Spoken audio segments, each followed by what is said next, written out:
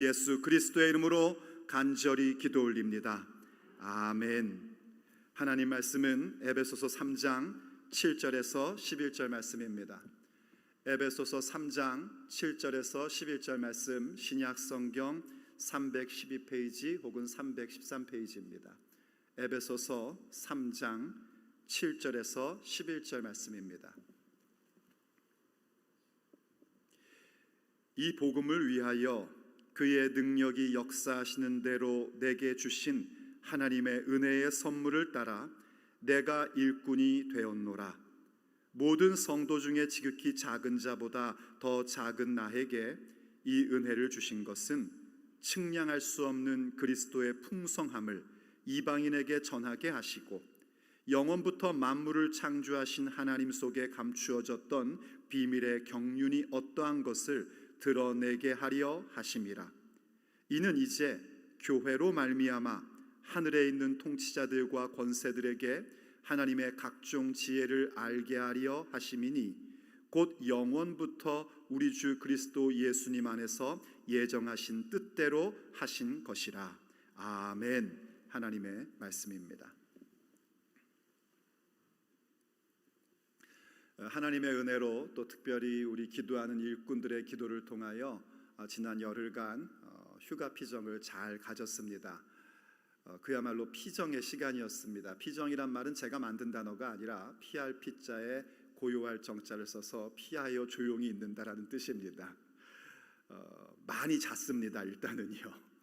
이렇게 잘 수가 있나, 제 아내가 옆에서 어찌 그리 많이 자냐고 할 만큼 열심히 잤습니다. 물론 저희 두 아들이 시간 내줘서 와줘가지고 같이 좋은 시간도 갖고 또 여러 가지 그런 일들도, 그런 좋은 시간들, 재미있는 시간들도 가졌습니다. 그러는 가운데 제 마음속엔 계속해서 교회에 대한 생각을 멈출 수가 없었습니다. 교회. 어떤 작가가 그런 얘기를 하더라고요. 나의 사랑, 나의 고민, 교회. 저도 똑같은 느낌입니다. 교회를 생각하면 너무나 사랑스러움과 동시에 또 고민스러운 것이 교회입니다. 여러분들도 그럴 거라고 생각합니다. 교회를 생각하면 참 기쁘고 은혜가 되고 소망이 생기는 반면에 동시에 교회를 생각하면 참 속상하고 고민이 되고 염려가 되는 그런 부분들이 이렇게 아우러져 있음을 모두 다 경험하고 계실 겁니다. 그렇기 때문에 우리는 교회를 생각할 때 교회의 그 두 종류를 구별하여 생각할 줄 알아야 되고 동시에 하나로 합하여 생각할 줄 알아야 됩니다. 우리가 교회라는 말을 할 때는 거기엔 두 종류의 교회가 존재합니다. 하나는 예수님의 몸된 교회, 이른바 우주적인 교회입니다. 그때 우주적인 교회라는 건 저 우주를 얘기하는 게 아니라 우리 신앙 고백적으로 표현하면 거룩한 공교회라는 겁니다. 그건 무형적 교회, 눈에 보이지 않는 교회입니다.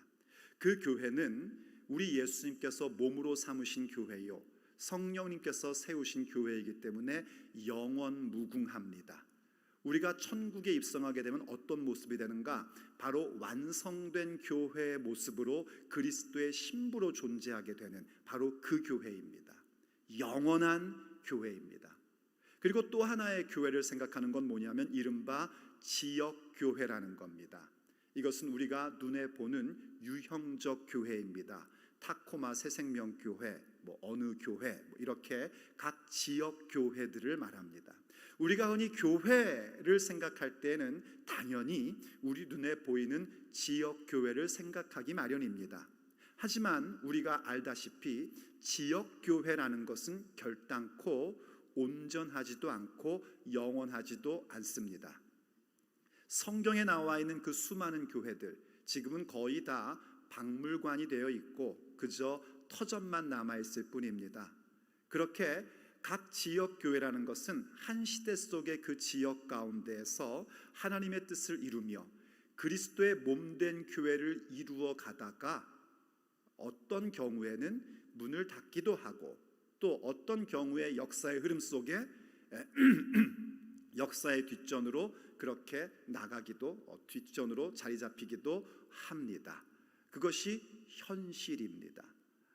그럼에도 불구하고 이 지역교회는 무엇을 의미하는가? 성경을 보면 바로 그 지역교회가 그리스도의 몸된 교회인 그 우주적 교회, 거룩한 공교회를 이루어가고, 그래서 그 거룩한 교회, 주님의 몸된 교회가 지역교회 가운데 이루어질 때에 한 지역교회가 시작되고 부흥되고 성장되는 모습을 우리에게 보여줍니다. 그래서 우리는 이렇게 정리할 수 있습니다.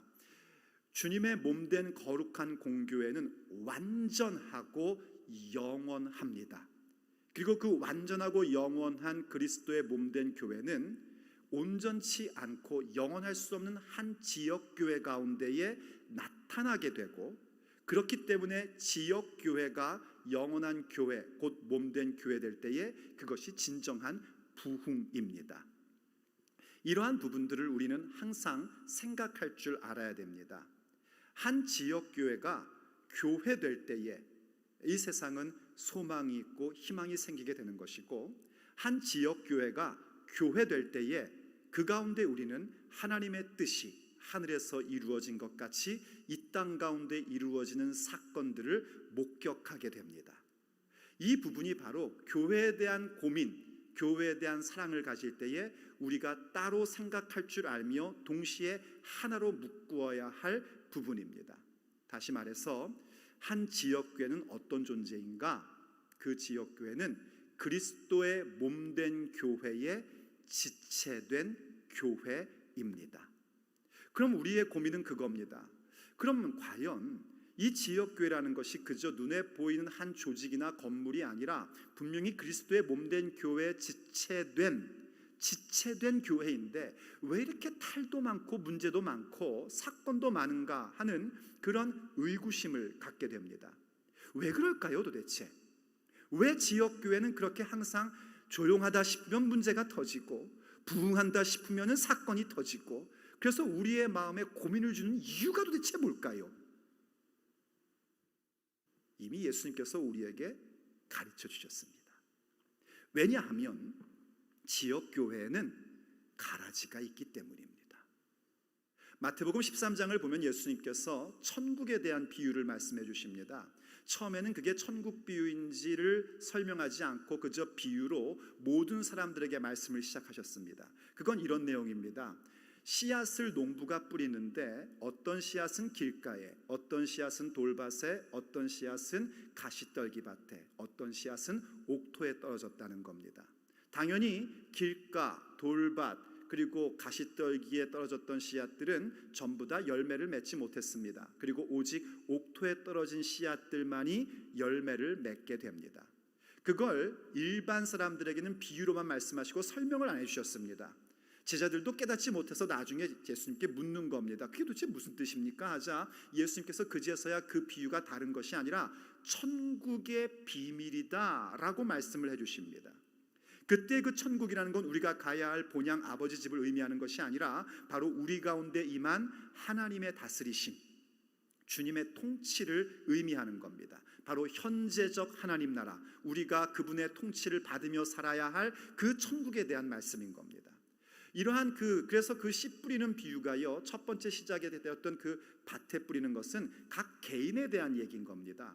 각 사람 마음가짐이 어떠한가, 그 마음이 어떠냐에 따라서 아무리 하나님의 다스림인 말씀의 선포가 주어진다 할지라도 어떤 이들은 전부 다 마귀에게 다 뺏겨버리고, 똑같이 듣는데 처음엔 들을 때 기뻐하다가 뿌리가 없기 때문에 조금만 어려운 일 생기면 그냥 홀가닥 하고 다 넘어가 버리고, 또 어떤 경우는 뭔가 싹을 내는 것 같고 줄기를 뻗는 것 같은데 세상의 염려와 재리의 유혹과 그리고 세상의 쾌락 때문에 결국 힘을 얻지 못해서 결실을 맺지 못하고, 하지만 옥토인 마음밭, 그 옥토라는 건 다른 것 아닙니다. 옥토로 타고나는 사람은 단 한 사람도 없습니다. 의인은 없나니 한 사람도 없는 것처럼 마음의 옥토를 갖고 태어난 존재는 한 명도 없습니다. 그럼 누가 옥토가 되는가? 오직 하나님께 갈아엎어진 존재들만이, 내 마음이 성령님으로 말미암아 갈아엎어질 때에 옥토가 됩니다. 그 옥토된 사람들에게는 말씀이 떨어질 때에 그 말씀이 30배, 60배 혹은 100배의 결실을 맺게끔 된다 하셨어요. 이것은 각 개개인에게 임하는 말씀입니다. 그런데 동시에 그 말씀을 하시자 또 이어서 말씀하신 게 뭐냐면 천국은 이와 같은데 라고 하시며, 천국은 마치 밭에 씨를 뿌리는 농부와 같다 하고 또 말씀을 하십니다. 그때 그 말씀은 이런 거였습니다.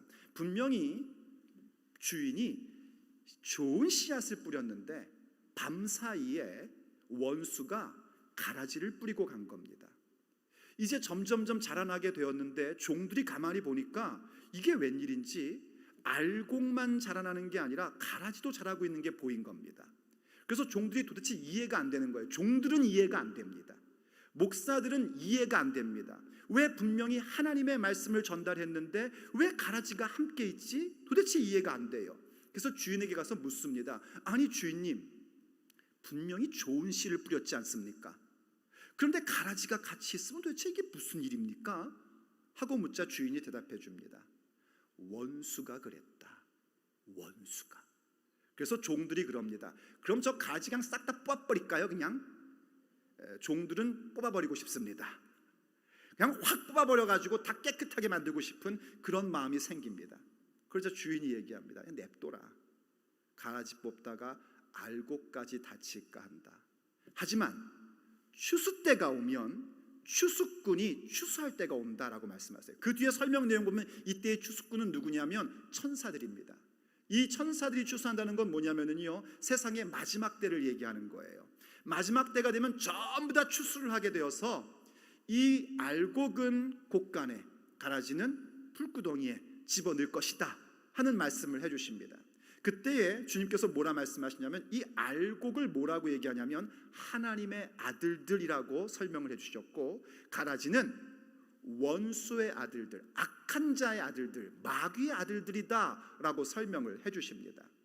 이 부분은요, 앞에서 얘기했던 씨 뿌리는 비유는 각 개인을 향한 하나님 나라에 대한 말씀인데, 이 뒤에 말씀드렸던 이 씨 뿌리는 자의 비유는 교회에 대한 얘기입니다. 바로 이 지역교회에 대한, 세상 가운데 있는 지역교회입니다. 예수님이 직접 설명해 주시길 그 밭은 세상이다 말씀하셨는데 바로 이 세상 가운데 있는 지역교회도 마찬가지입니다. 우리가 지금 눈으로 보고 있는 지역교회 안에는 무엇이 있는가? 하나님의 아들들인 알곡들이 있고, 동시에 원수의 자식들인, 마귀의 자식들인 가라지들도 같이 있단 말입니다. 그런데 우리가 조심해야 될 건 뭐냐면 누가 알곡인지 가라지인지를 함부로 판단하고 심판해서는 안 된다는 겁니다. 예수님께서 우리에게 그것을 금지시킨 겁니다. 뽑아낸다는 건 그거예요. 너 가라지구나. 아이고 당신은 알곡이네.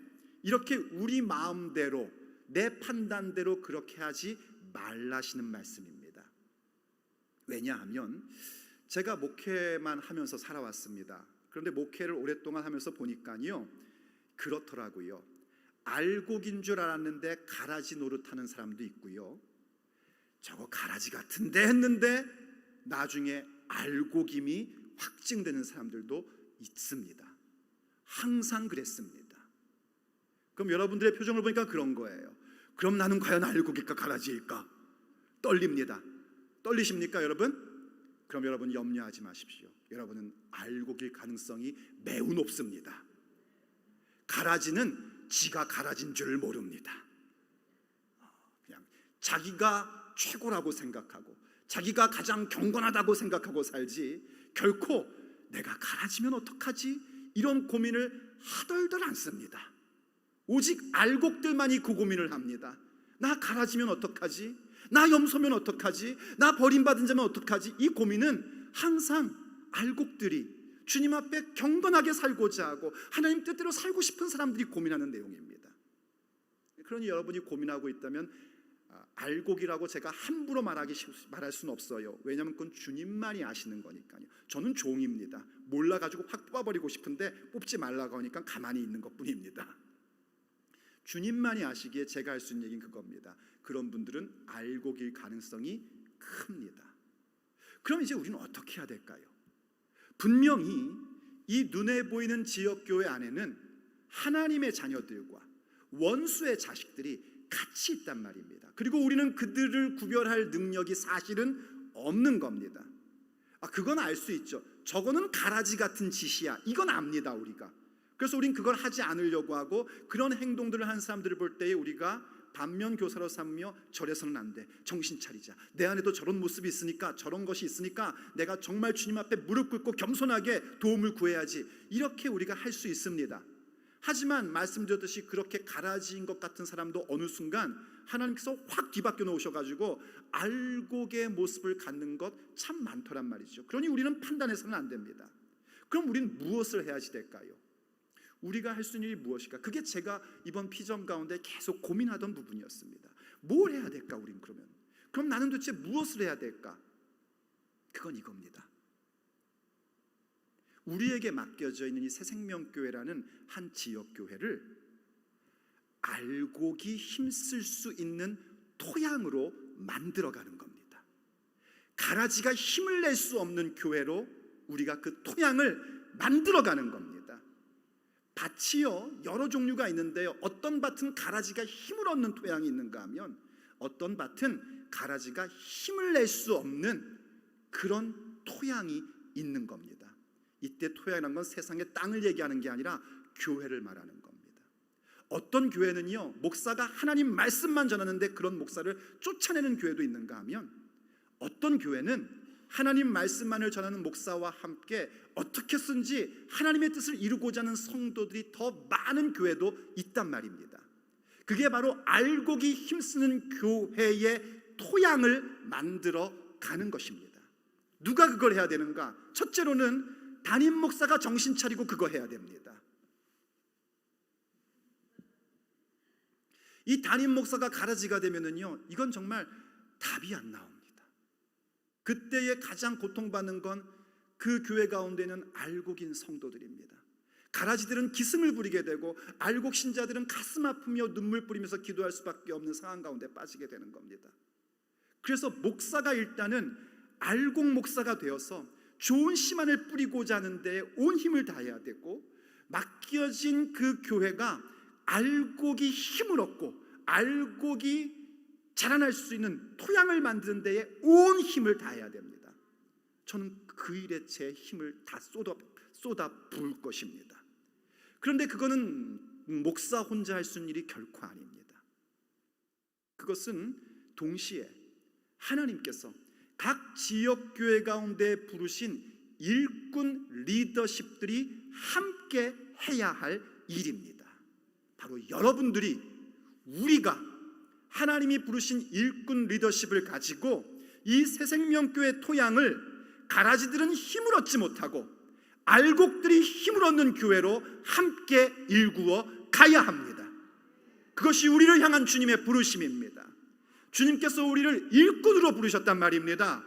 내 나이가 많고 적던 간에, 내 신앙의 연수가 오래됐던 짧던 간에 내가 구원받았다는 것은 하나님의 일꾼으로 부르심을 받은 것입니다. 에베소서는 우리에게 그 부분을 확실하게 설명을 해줍니다. 구원받음에 대한 부분도 은혜의 선물로 말미암아 구원받았음을 1장과 1장에서 확실하게 우리에게 설명을 해줬고, 3장 들어와서도요, 우리가 일꾼으로 부르심 받은 것에 대하여 은혜의 선물로 일꾼이 되었다는 것을 확실하게 선언해 줍니다. 은혜의 선물로 구원을 받은 자들은 동시에 무엇을 알아야 되는가? 내가 그렇게 구원받은 자이기에 또한 은혜의 선물로 하나님이 세우시는 일꾼 리더십의 부르심을 받은 자라는 사실을 명심하셔야 됩니다. 은혜의 선물로 받은 거란 말입니다. 내가 학력이 좋아서가 아니고요, 내가 어떤 과정을 이수해서가 아니고, 내가 돈이 많아서가 아니라 전폭적으로 은혜의 선물로 말미암아 일꾼으로 부르심을 받은 것입니다. 이 부르심에 대한 확고함이 우리에게 있어야 됩니다. 특별히 금요기도에 나와서 기도하시는 여러분들은 새생명교회의 영향력을 주어야 할 일꾼 리더십으로 부르심 받았다는 그 소명을 확고히 하셔야 됩니다. 그 소명이라는 것은요, 내 형편과 상황, 나의 사정, 내 환경, 이런 것과 전혀 상관없이 늘 확고히 해야 될 부분인 것입니다. 오히려 내 상황이 어려울수록, 내게 어처구니 없는 일들이 왔을수록 더욱더 확고하게 하셔야 됩니다. 옥에 갇히는 상황 가운데서도 내가 억울하게 배반을 당하여 노예로 팔리는 한이 있어도 그 가운데에 나를 부르신 하나님의 부르심에 대한 확고함을 가질 줄 알아야 됩니다. 그럴 때 우리는 무엇을 깨닫게 되냐면, 내게 베풀으신 그 수많은 은혜들, 내게 주신 은혜가 무엇을 위함인지를 알게 됩니다. 은혜 받으니 내가 기쁘고 내가 행복하고 내가 많은 걸 누릴 수 있는데, 그 은혜를 주신 목적이 나를 위한 것만이 아니라 내게 맡기신 너희를 위하여 내게 은혜 주셨음을 확실히 하게 됩니다. 바로 그 은혜 받음의 목적을 아는 자들이 내가 어떠한 상황 가운데서 주신 소명을 확고히 하며 나아갈 때에 하나님께서는 그들을 통하여 놀라운 일들을 이루시기 시작하십니다. 어떤 일들을 이루시는가? 오늘 본문이 바로 그걸 우리에게 가르쳐주고 있습니다. 우리가 이렇게 주님의 몸된 교회에 지체된 한 지역 교회를 알고기 잘할 수 있는 토양으로 만들어가고자, 하나님이 나를 일꾼 리더십으로 부르셨다는 그 소명을 확고히 하고, 내게 주신 그 모든 은혜가 나만을 위한 것이 아니라 너희를 위하여, 곧 우리에게 맡기신 새생명교회를 위하여 주신 것임을 확실히 하고 그 일들을 연습하며 내 몸에 배이게 할 때에 하나님은 바로 그런 우리들을 통하여 놀라운 일들을 이루시기 시작하십니다. 과연 그 일이 무엇일까요? 오늘 본문 가운데서 우리가 그 부분을 함께 살펴보고자 합니다. 첫째, 그것은 은혜의 복음을 전하게 하십니다. 바로 그리스도의 그 풍성함이 무엇인지를 부족한 우리들을 통하여 전하게끔 해 주십니다. 너무나 당연한 얘기처럼 들리지만은요, 이것은 하나님께서 일꾼 리더십의 소명을 받은 우리들을 통하여 이루실 일들이요, 그것은 아무에게나 주시는 일이 사실은 아닙니다. 하나님께서 예정하시고 택하여 주신 알곡된 자들, 하나님의 자녀들에게만 주시는 놀라운 은혜입니다. 다시 한번 본문 7절로 가보십시오. 본문 7절이 이렇게 우리에게 설명을 해줍니다. 이 복음을 위하여 그의 능력이 역사하시는 대로 내게 주신 하나님의 은혜의 선물을 따라 내가 일꾼이 되었노라. 지금 사도 바울이 고백하는 겁니다. 자기가 어떻게 일꾼이 되었대요? 하나님께서 크신 능력으로 역사하심을 따라 베푸신 은혜의 선물을 따라. 일단 하나님의 능력이란 말이에요. 내 능력이 아니라 하나님의 능력으로, 하나님께서 일하심으로, 역사하셨다는 건 일하셨다는 거예요. 내가 어떤 일을 해서가 아니고 하나님께서 일하셔서 무엇을 베푸셨는가? 은혜의 선물을 내게 주셨단 말이죠. 그 은혜의 선물로 나를 죄 가운데서 구원하셨고, 그 은혜의 선물로 다시 나를 일꾼이 되게 하신 겁니다. 그 은혜의 선물을 따라 내가 일꾼이 되었노라. 그래서 일꾼이 되다 보니까 어떠한 표현, 그렇게 은혜의 선물로 일꾼 되었다는 사실을 아니까 어떤 모습으로 가냐면 8절에서 이렇게 또 고백을 해요. 모든 성도 중에 지극히 작은 자보다 더 작은 나. 이게 일꾼 리더십이 무엇인지를 아는 자들에게 자연스럽게 나타나는 현상입니다. 그건 뭐냐면 겸손입니다. 겸손한 척하는 것이 아니라 정말 겸손해지는 거예요. 나의 나됨, 내가 이렇게 일꾼 리더십이 되어서 교회를 섬길 수 있는 것이 하나님의 은혜의 선물로 됐다는 사실을 확실히 알기 때문에, 내가 얼마나 알기 때문에 나란 존재가 얼마나 작은 존재인지를 또 깨닫기 시작을 하는 겁니다. 사실 사도 바울의 경우가 그랬지 않습니까? 교회를 박해했고 하나님을 거역했던 자였는데 하나님께서 아무런 이유 없이 그를 택하여 사도가 되게 해주셨습니다. 그래서 그가 자꾸 깨닫는 겁니다. 세월이 가면서요, 나는 모든 성도들 중에 지극히 작은 자보다 더 작은 자다라고 얘기를 합니다. 그럼 이렇게 지극히 작은 자보다 더 작은 나에게 이 은혜를 주신 이유가 무엇인가? 계속 한번 본문을 보세요. 8절, 모든 성도 중에 지극히 작은 자보다 더 작은 나에게 이 은혜를 주신 것은 측량할 수 없는 그리스도의 풍성함을 이방인에게 전하게 하시고. 왜 나에게 이 은혜를 주셨는가? 모든 성도들보다 지극히 작은 자보다 더 작은 나에게 이 놀라운 은혜를 주시고 일꾼 리더십 주신 이유는 무엇이냐면, 바로 복음을 알지 못하는 자들에게, 그리스도의 풍성함을 전하게. 이 전한다는 것은 뭐냐면 선포한다는 겁니다. 전도한다는 것입니다. 전도는요, 여러분, 원래 전도의 의미는 설득이 아닙니다. 그냥 선포하는 겁니다. 하나님이 당신을 사랑하십니다. 회개하고 예수님 믿으시면 구원을 받습니다. 이렇게 그냥 선포하는 것이 전도입니다.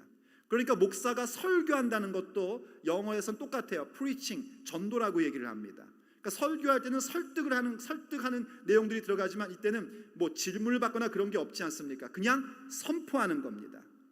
하나님께서 여러분을 사랑하십니다. 하나님이 여러분을 일꾼 리더십으로 부르셨습니다 하고 선포하는 겁니다. 바로 이렇게 그리스도의 풍성함, 하나님의 그 은혜의 풍성함을 선포하게 하시려고 그를 사도 바울이 자기 자신을 일꾼으로 부르셨다라고 얘기를 하는 겁니다. 우리도 마찬가지입니다. 하나님께서 왜 우리를 일꾼 리더십으로 부르시고 기도하게 하셨는가? 우리의 삶의 모든 전반을 통하여 바로 하나님의 그 놀라우신 은혜의 풍성함, 그리스도의 풍성함, 그 은혜의 선물을 선포하게 하려 하심입니다. 선포하게끔 되어 있습니다. 우리가 구원받고 일꾼 리더십으로 부름받은 은혜 받은 자들이라면 그분의 은혜를 선포하게끔 되어 있습니다. 그런데 이제 여기서 우리가 하나 짚고 넘어가게 될 부분이 뭐냐면, 누구에게 그것을 하게 하셨는가? 모든 성도보다 가장 작은 자 중에 지극히 작은 자보다 더 작은 나입니다. 지극히 작은 자보다 더 작은 나로 하여금 그 은혜의 복음을, 그리스도의 풍성함을 선포하게 하셨다는 겁니다. 우리는 흔히 그러지 않습니까? 아버지 하나님, 저에게 부를 주십시오. 돈을 주십시오. 이번에 하는 사업이 대박이 나게 해주십시오. 그러면 제가요 가서 보라고 하겠습니다. 봐라 마라, 봐라. 내가 예수님 믿고 이렇게 잘 살게 된 거 봐라. 그러니 예수님 믿어라. 얼마나 폼납니까? 물론 주님께서는 그렇게도 하십니다. 그리고 저는 여러분들의 담임 목사로서 여러분들이 전부 다 부자 되고 성공하고 그렇게 해서 나 좀 보라고, 예수님 믿으니까 내가 이렇게 복받고 산다고, 그러니 당신도 예수님 믿으라고, 답답해 죽겠다고 그렇게 말할 수 있기를 간절히 원합니다. 자, 그런데 그렇게도 주님이 일하시지만 사실 우리가 돈을 많이 벌고 내가 사회적으로 성공하고 내 자녀가 막 잘 되고 그런 것으로 복음이 증거되는 것만은 아니란 말입니다. 당연히 우리가 잘 되고 우리가 높아졌을 때 하나님께 영광 돌리고 그것을 복음 전할 기회로 삼는 것은 당연한 겁니다. 그거는요. 그런데 그때만이 아니라 내가 모든 성도들 가운데 지극히 작은 자보다 더 작은 자일 때조차도 하나님께서는 우리를 통하여 그리스도의 풍성함을, 그 은혜의 복음을 증거하게 하십니다. 그리고 보니 로마서 10장 말씀이 더 이해가 되는 겁니다. 한번 로마서 10장 준비한 것으로 보십시오. 13절입니다. 누구든지 주의 이름을 부르는 자는 구원을 받으리라. 아멘 되십니까? 주의 이름을 부른다는 건 이런 거 말하는 거 아니에요. 제가 이렇게 지나가는데 임영이 하고 부르는 거, 이런 걸 얘기하는 게 아닙니다. 주의 이름을 부른다는 건 뭐냐면 예수님의 이름의 권세, 그 이름의 능력, 그 이름의 명예를 분명히 의존하여 추구하는 삶을 얘기하는 겁니다. 예수님의 명예를 위해서 그분의 권위 가운데에 그분의 능력으로 살아갈 삶을 추구해가는 것, 그게 주의 이름을 부르는 겁니다. 그래서 누구든지 주의 이름을 부르는 자는 구원을 받습니다. 아멘. 자, 그런데 14절에서 이렇게 설명해요. 그런즉 그들이 믿지 아니하는 일을 어찌 부르리요? 듣지도 못한 일을 어찌 믿으리요? 전파하는 자가 없이 어찌 들으리요? 그렇죠. 그러니까 주의 이름을 부른다는 게 그냥 단순히 예수님 이름 부르는 차원 정도가 아니라는 걸 증명해 주지 않습니까? 믿지 않는 자를 어찌 부르리요 하지 않습니까? 믿기 때문에 부른다는 겁니다. 그 이름의 능력과 권세를 믿기 때문에 그 이름을 부르는 겁니다. 이런 건 뭐 조금 비유하자면 이렇게 비유할 수 있어요. 애들이 엄마 해달라는 거죠. 엄마는 할 수 있잖아. 엄마!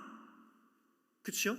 이렇게 부르는 걸 얘기하는 거예요. 엄마의 권위와 엄마의 능력으로 할 수 있는 거니까 해줘, 이겁니다. 믿기 때문에. 그래서 믿지 않는 자가 어찌 부르겠습니까? 그런데 듣지 않으면 어찌 믿을 수가 있겠습니까?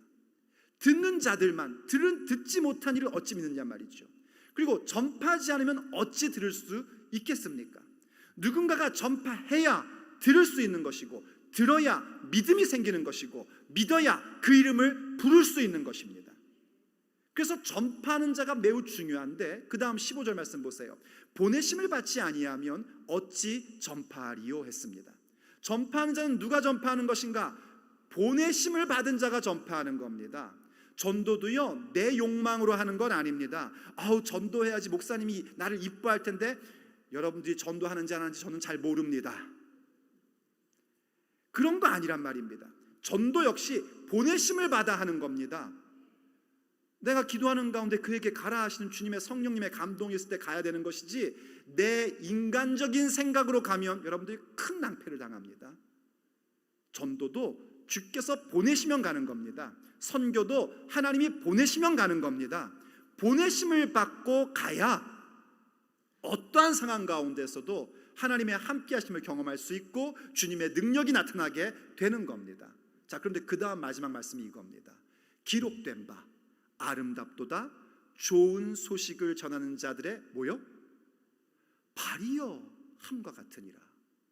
전에는 우리가 그저 쉽게 지나갔던 말입니다. 복음 전하는 자들의 발, 하도 많이 들으니까 그냥 좋은 소식을 전하는 자들의 발이요 아름답도다, 그냥 그런가 보다 싶은데요, 지극히 작은 자 가운데 더 작은 나에게 이 그리스도의 풍성함, 그 은혜의 복음을 전하게 하려 하셨던 아버지의 뜻을 생각하면 이 발이 그냥 지나갈 말이 아닙니다. 차라리 사실은요, 이 부분에서 이렇게 얘기해야지 더 논리적인 겁니다. 아름답도다 좋은 소식을 전하는 자들의 입이요, 좋은 소식을 전하는 자들의 지식이요, 이러면 더 합리적인 흐름입니다. 그런데 성경은 좋은 소식을 전하는 자들의 입술이여도 하지 않고, 좋은 소식을 전하는 자들의 지식이여도 하지 않고, 좋은 소식을 전하는 자들의 발이요 합니다. 발이 뭡니까 여러분? 우리 지체 가운데 가장 낮은 곳에 있는 존재입니다. 옛날 젊을 때 발 예찬론을 제가 읽은 적이 있어요. 봐라 이러면서 쓴 글이 있었는데, 그 내용인즉슨 그겁니다. 가장 고생을 많이 하는데 늘 숨겨져 있고 냄새나고 업수이 여김받는 바라, 네 고생을 누가 알리야, 그런 내용이었어요. 근데 참 이상하죠. 마라톤을 하고 나서도요, 우승을 하면 발이 제일 고생했는데 발을 안 보여줘요. 그냥 얼굴만 보여주고 그가 우승자라고 합니다. 그리고 한다는 말은 뭐래요? 수고했대요. 손수자를 써서. 발이 제일 고생했는데 족고했다 이런 말은 없어요. 수고했대요. 늘. 발이 그렇습니다.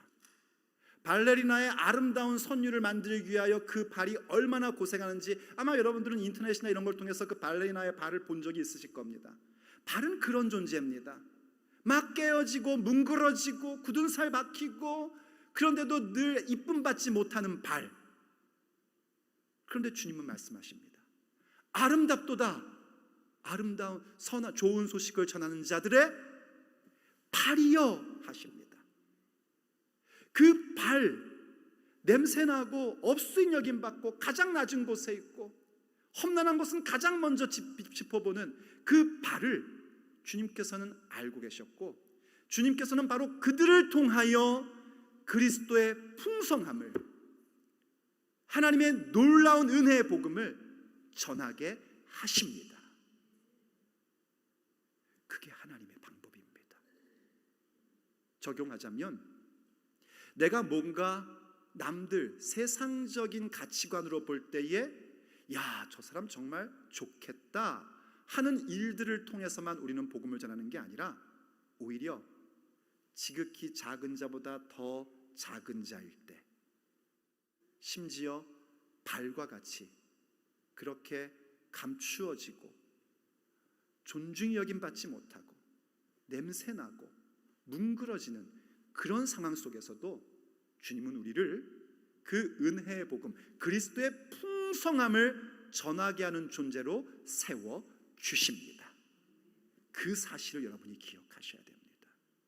그렇기 때문에 여러분 앞으로는 이렇게 얘기하지 마십시오. 나중에요 주님, 제가 이렇게 성공하면 그때에 제가 복음을 전하겠습니다. 저는 그런 사람 치고 복음을 전하는 사람을 본 적이 없습니다. 그리고선 그냥 세월 다 지나가는 겁니다. 오히려 지금 여러분이 뭔가 힘들어도, 뭔가 여러분에게 고민이 있어도, 뭔가 원치 않은 일들을 당했다 할지라도 여러분들은 담대히 증거하실 수 있으셔야 합니다. 왜냐하면 우리에게는 나의 형편과 환경과 사정과 상관없이 하늘에 속한 신령한 복을 받은 자들이기 때문입니다. 하늘에 속한 신령한 복을 받은 자로서 하나님의 예정하심 가운데 있는 자들이기에 우리는 어떤 상황 가운데서도 담대히 그리스도의 풍성함을 증거하는 자가 되어야 합니다. 사도 바울은 그랬었습니다. 그는 옥에 갇혀있고 죄 예수의 몸에도 불구하고요, 세상의 임금들 앞에서 담대하게 복음을 증거했고, 그는 마침내 이렇게 얘기합니다. 나는 당신들이 내가 이렇게 묶인 것 외에는 전부 다 나처럼 되기를 원합니다. 그겁니다, 여러분. 그러니 우리가 낙심할 일이 없습니다. 오히려 하나님께서 우리를 통하여 그분의 그 놀라운 풍성한 은혜를, 그분의 그 신령한 복을 나타내실 것입니다. 그러므로 입술로 선포하십시오. 선언하십시오. 주께서 우리를 통하여 예수 그리스도의 그 풍성함이 무엇인지를 나타내 보여 주실 것입니다. 그럴 때 우리에게 또 하나 주님께서 나타내 보여주시는 것이 있습니다. 그것은 바로 비밀의 경륜을 드러나게 하십니다. 그렇게 선포한 우리를 통해서 하나님의 그 놀라우신 계획, 그분의 그 신비로운 비밀의 경륜이 무엇인지를 드러나게끔 해주십니다. 이때 드러나게 한다는 얘기는 무슨 얘기냐면 계몽시킨다라는 얘기입니다. 밝혀준다 이런 의미이고요, 좀 더 직접적으로 얘기하면 교육시켜준다, 가르쳐준다 이런 의미이기도 합니다. 한번 8절로 가보고 오늘 본문 9절로 가보십시오. 영원부터 만물을 창조하신 하나님 속에 감추어졌던 비밀의 경륜이 어떠한 것을 드러나게 하려 하심이라. 선포하게 하시고 이제는 또다시 드러나게 하십니다. 무엇을 드러나게 하시냐면 영원부터 만물을 창조하신 하나님. 우리는 창조를 본 적이 없어요. 그런데 하나님께서 모든 것을 창조하셨습니다. 그 창조하실 때 하나님은요, 그냥 계시다가 심심하셔서 하신 것이 아닙니다. 하나님의 마음 가운데에 놀라운 계획을 가지고 창조를 하셨습니다. 그런데 하나님의 그 계획은 어떠했는가? 비밀로 감추어져 있었습니다. 그 비밀로 감추어져 있던 것들이 예수님을 통하여 하나씩 이루어집니다. 하나님의 열정을 가지고 그분의 계획을 따라, 그분의 방법으로, 그분의 시간 계획 속에 하나씩 이루어집니다. 그거를 경륜이라고 얘기합니다. 경륜, 하나님의 일하시는 방법을 쉽게 경륜이다라고 얘기하는 거예요. 하나님의 그 비밀한 경륜이 어떻게 되는가? 바로 그 일꾼 리더십인 우리들을 통하여 드러나게 하십니다. 일꾼 리더십을 가진 우리들이 어떠한 상황 가운데서도 내가 좋은 소식을 전하는 자들의 발이 되어서 그렇게 복음을 증거하고 선포하며 나갈 때에 그 선포 속에 무엇을 드러나게 하시냐면 하나님의 비밀의 경륜을 가르칠 수 있는 존재들로 우리를 세워주십니다. 이건 어떤 것을 얘기하냐면 간단히 얘기하자면요, 제자 삼는 작업입니다. 여러분, 제자 삼는 자가 되십시오. 제자를 삼으셔야 됩니다. 여러분들이 말씀을 배우는 것으로 멈추면 안 되고 말씀을 가르치는 자가 되셔야 됩니다. 우리 교회 평신도 리더십이 계속 세워져야 됩니다.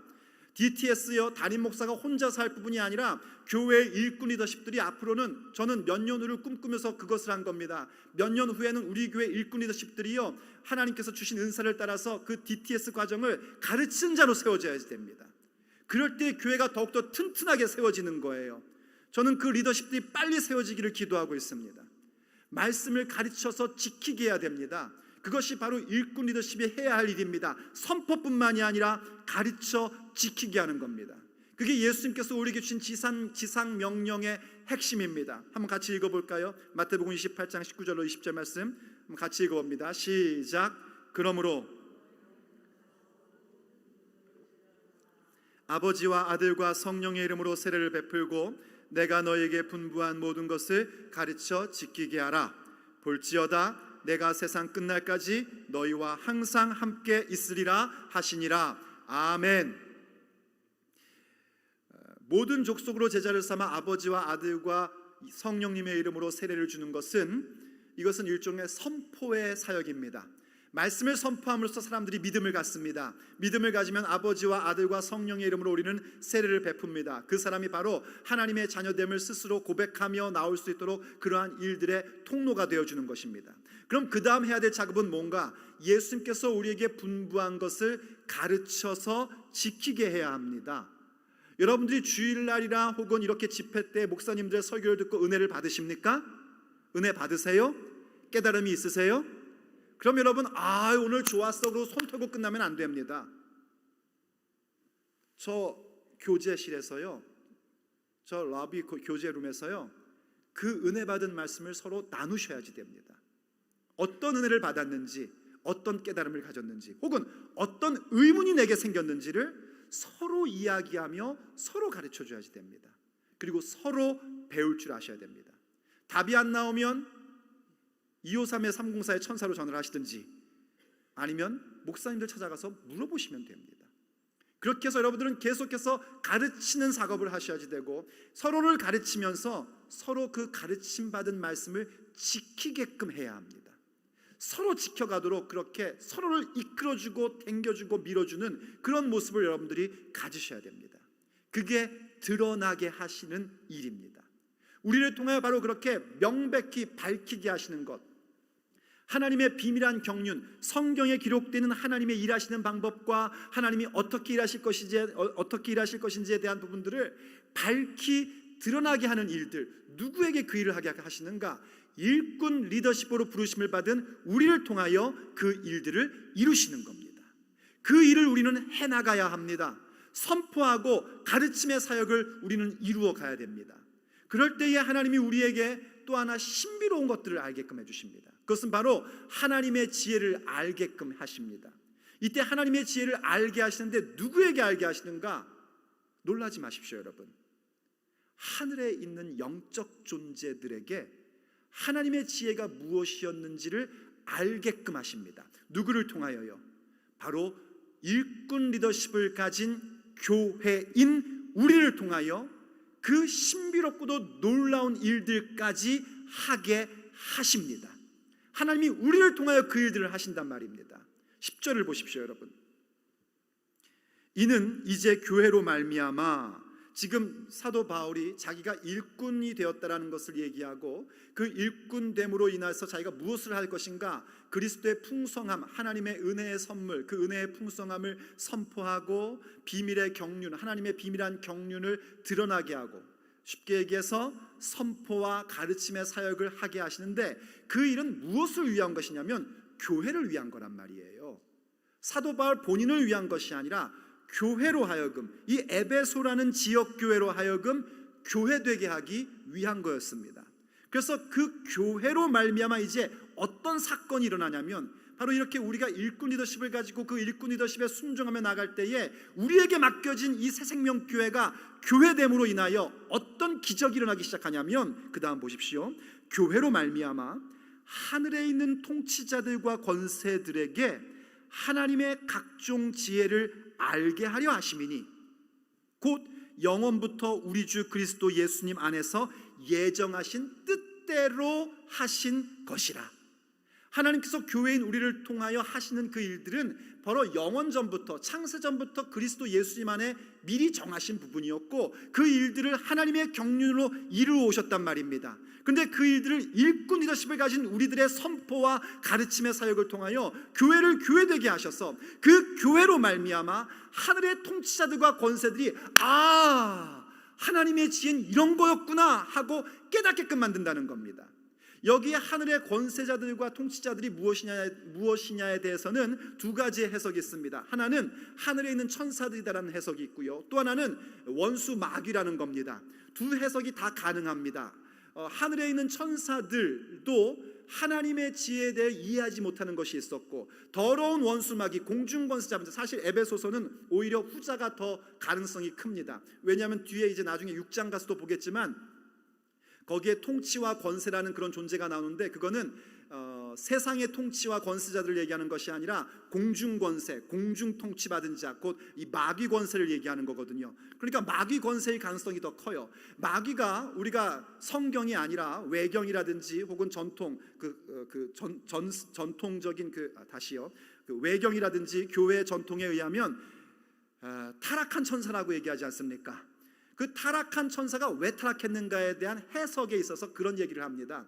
하나님께서 세상 피조물들을 만드셨어요. 그 전에 천사들을 먼저 만드셨을 것으로 우리는 추정을 합니다. 왜냐하면 창세기 1장에서 천사 창조에 대한 게 없거든요. 그러니까 아마도 그 태초에 천지를 창조하시니라 이 부분과 그 다음에 땅이 혼돈하고 공허하며 이 사이에 천사를 만들지 않으셨을까, 이렇게 우리가 그렇게 그냥 추정을 합니다.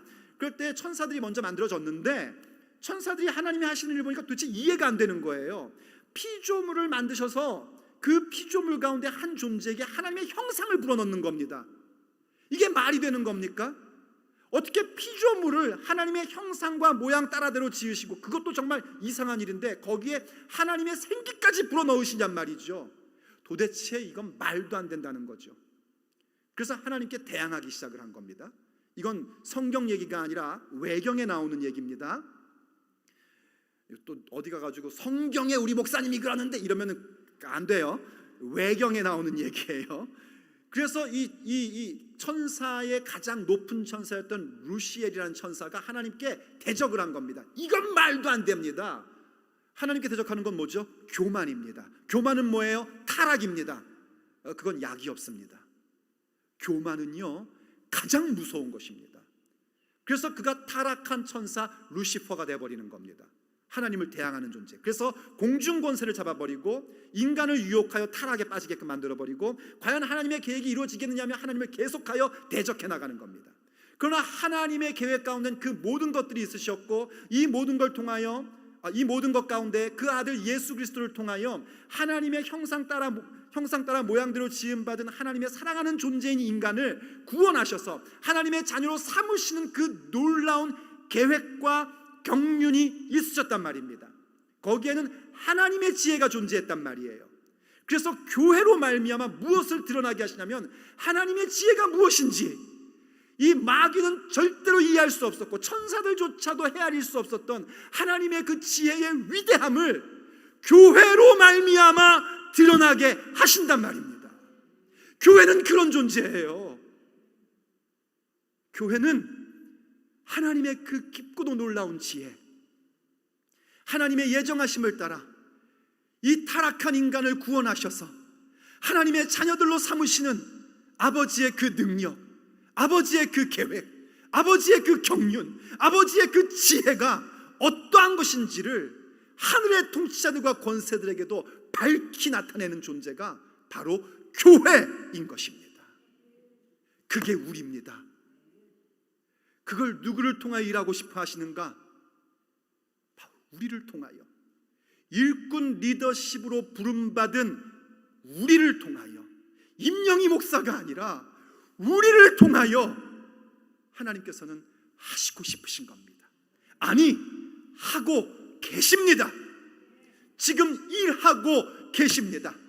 그래서 비록 가라지와 함께 있을 수밖에 없는 지역교회요, 이 세상의 한 교회에 불과하지만 이 가운데에 알곡이 더 힘을 없는 토양을 만들어가게 하시고, 마침내 주님의 은혜 가운데에 부르심을 따라 하나님의 지혜가 하늘에 있는 천사와 공중권세 잡은 원수들에게까지 분명하게 나타나게 하시는 그 교회 되게 하십니다. 그러므로 사랑하는 성도 여러분, 낙심하지 마십시오. 실망하지 마십시오. 주님의 부르심이 무엇인지를 명확히 기억하시고 그 부르심을 따라 일꾼 리더십으로 함께 세워지십시다. 주님께서 하시는 일들을 우리가 함께 보게 될 것입니다. 주께서 우리를 거룩하게 하시고 우리로 하여금 어떠한 부흥을 주실지 우리는 함께 목격하게 될 것입니다. 그러므로 오늘도 주님 앞에 찬미하며